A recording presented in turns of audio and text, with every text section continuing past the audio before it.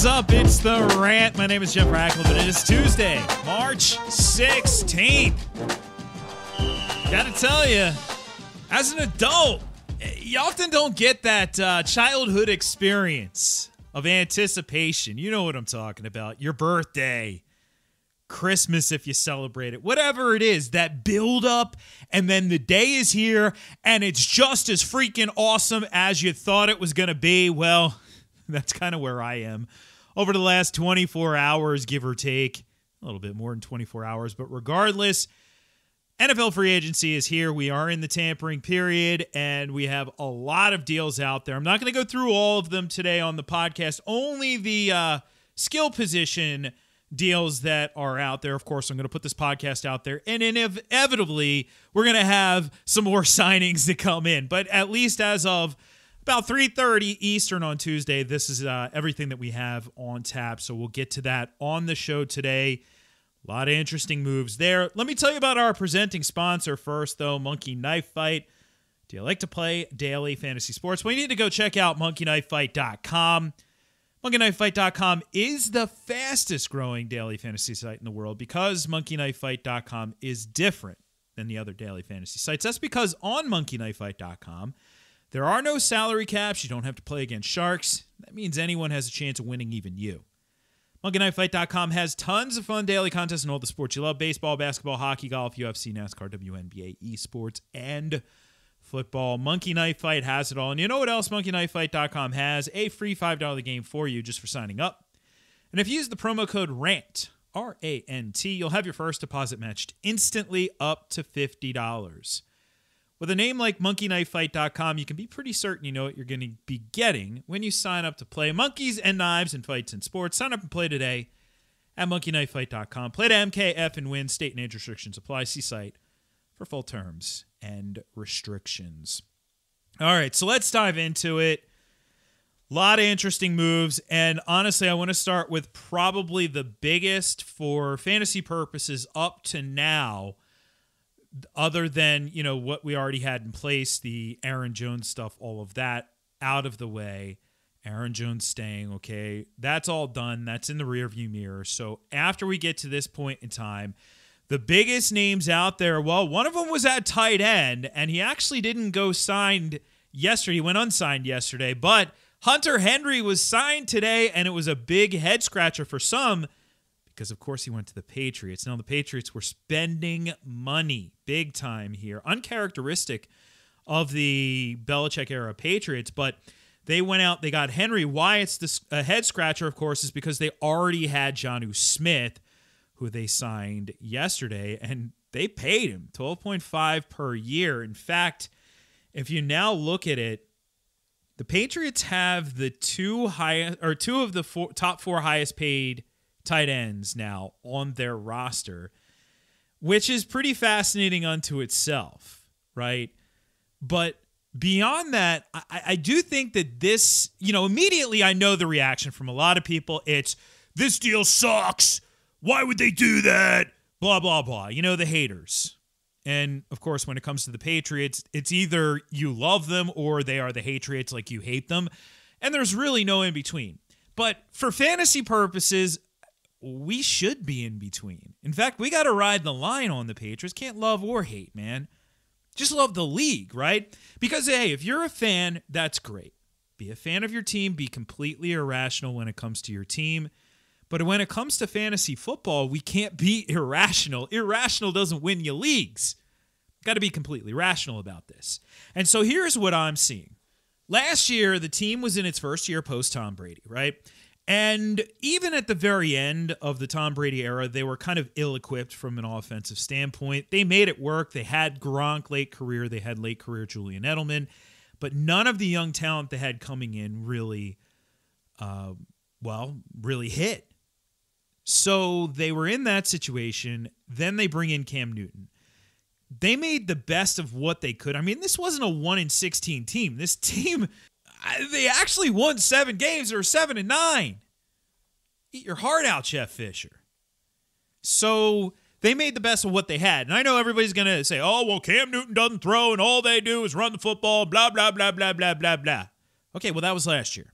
And last year, they did not have the personnel for Cam Newton. That was abundantly clear. And beyond that, they don't throw. Who the heck was he throwing to? You going to give me Jacoby Myers? Really? Going to give me that? Converted college quarterback, undrafted rookie free agent who, not to knock him, did a nice job, but that's your top receiver?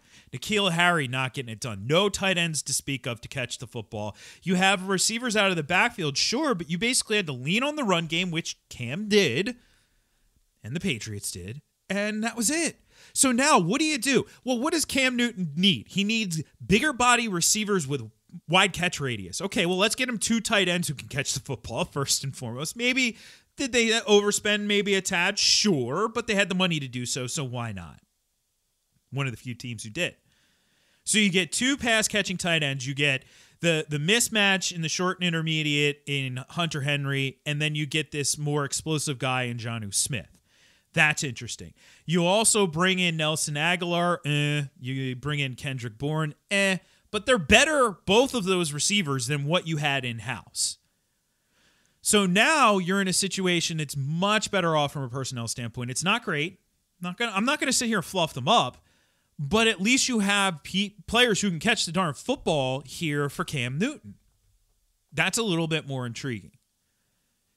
So you could be in a situation here where Jonnu Smith and Hunter Henry are the top 2 targets in the offense.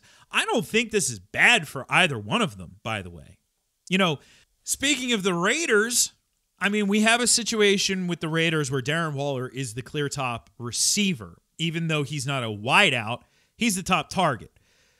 Well, we could have the same exact thing here with Henry, and then, he still ends up being in the top 10 among tight ends for fantasy purposes.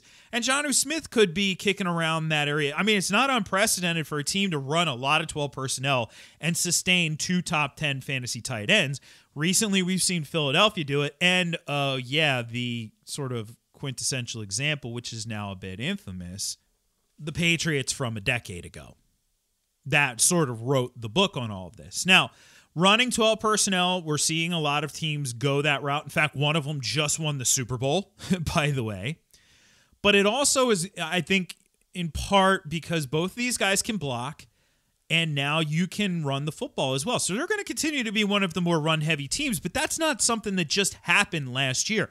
It's something that happened over the course of the tail end of the Brady era. They became very run-heavy. So all of that, people are going to poo-poo it, but I don't think it's that bad, honestly. For Aguilar, for Kendrick Bourne, whatever, good landing spot for him. They're not paying him a boatload of money or anything, so I don't even know how relevant he's going to be. Aguilar, I do expect them to get something else in there, wide out, whether that's via the draft or via some of the free agents who are still out there, because we still have some big names out there. I don't think it would be Juju. I still think Will Fuller is a candidate to go there. So Fuller is still out there. You have Juju out there. You have Kenny Golladay out there. I don't think Juju or Golladay are likely. But regardless, that's where we stand with New England. It's not bad. It actually really helps Cam Newton, and you're going to be able to get Cam Newton for nothing because people love to hate him. So he'll be around in the late rounds of drafts. And he does have some juice because, hey, if Cam Newton, let's say, all right, he had 8 passing touchdowns last year. You know where he finished with 8 freaking touchdowns? 8! He was the number 17 fantasy quarterback. So what if he has, and I'm not going to say 30, what if he has 18? Is 18 a reasonable number for Cam Newton? 18 and 3,000 yards passing to go along with 500 or 600 rushing yards and 7, 8, 9, 10 rushing touchdowns, which both of those numbers are very reasonable. You know what that is? That's a freaking top 12 fantasy season with 18 touchdown passes. You're going to be able to get him for nothing. A bologna sandwich in drafts. Former Patriot Rob Gronkowski kind of hinted that he was going to test free agency. Well, he's never been a free agent before, but he wisely signed with the Bucs. The Bucs kept everybody in place so far, with the exception of Leonard Fournette and Antonio Brown, probably the 2 of the most expendable of the group from last year. But keeping Godwin, keeping Levante David, keeping Shaq Barrett, keeping Gronkowski, very impressed with what they've been able to do here. Speaking of Fournette, possibly on the Seahawks radar, so we'll see what happens there. Regardless, Former Seahawks running back Carlos Hyde goes to the Jags. He'll just be a complimentary piece to James Robinson. The only other running back of note that I've seen, Devontae Booker going to the Giants. Looks like he could be the cuff there to Saquon. Booker has a little bit of 3-down ability, so I guess that makes sense to me. Otherwise, no major moves on that front. So we still have a lot of guys out there. We have Chris Carson still out there. We have, James Conner still out there. Kenyon Drake still out there. Not a huge surprise that the running back market's somewhat cool right now. It looks like Phillip Lindsay could also be out there because the Broncos did tender him original round, which he wasn't drafted. So it's $2.1 million. If Lindsay can go out and get a better deal, he can take that deal. If the Broncos don't match it, they don't get anything for him. So I don't know. It was a little bit weird there. But there's running back, so not much to talk. Maybe James White goes to Tampa, by the way, reunited with Tom Brady. We'll see what ultimately takes place with those guys. Some of these guys may make it out of this week and still be unsigned, and that wouldn't surprise me. Of course, the other area that I think is probably the most exciting for fantasy so far has been quarterback. You have Ryan Fitzpatrick and Jameis Winston now signed, but the Fitzpatrick one is the fun one. Fitzmagic will be taking his talents to the football team, and it's a one-year deal. No surprise there. $10 million contract. All right, fine, low-end starter, very low-end starter money. But key is nobody on the roster can compete with him for the starting job. So it's his job right now. Now, that being said, this team does pick at 19 in the first round of next month's draft, so they certainly could use that pick on a quarterback. They could. Unlike last year, though, right? Fitzy was the starter for the first 6 weeks of the season. Incidentally, over those first 6 weeks, he was QB 11 in fantasy. Not too shabby. But unlike that situation where you have a top 5 quarterback waiting in the wings, you're not going to have that if Washington, let's say it's Trey Lance slides to 19 or it's Mac Jones. That quarterback, there isn't as much pressure to get that quarterback on the field as there is if you took that quarterback in the top 5. So he's going to have a longer runway this year, and it wouldn't surprise me at all if he was just the starter for the full season. Remember, this was a playoff team from last year. This is a team with a very good defense. This is a team with exciting weapons on the offensive side of the ball. Terry McLaurin, Logan Thomas, Antonio Gibson. Maybe they add another wideout here for him as well. And you have a quarterback with some moxie who's going to throw the ball around the yard and make plays for you. This is not a bad situation at all for Washington. This is not a bad situation at all for us for fantasy purposes. Fitzpatrick is now, for me, a late-round quarterback target.